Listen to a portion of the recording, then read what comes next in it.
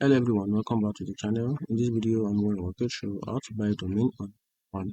So buying a domain on Porkburn is simple and user-friendly, and in this video, I'm going to walk you through a step-to-step guide on how to get started. So watch the very end so you won't make any mistake.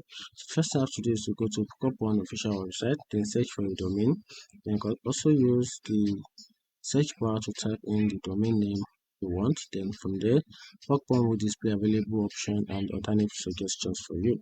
And after that, choose the domain you want from the list of available options.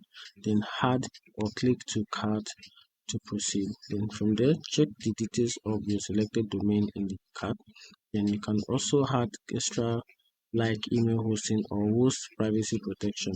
Then after that, if you are new to Porkburn, create an account by providing your details, and existing users can also log in to continue. And after that, choose your preferred payment method. For example, you can use credit card, PayPal, or Stream. Then after that, confirm your purchase to finalize this transaction. And after that, your purchase.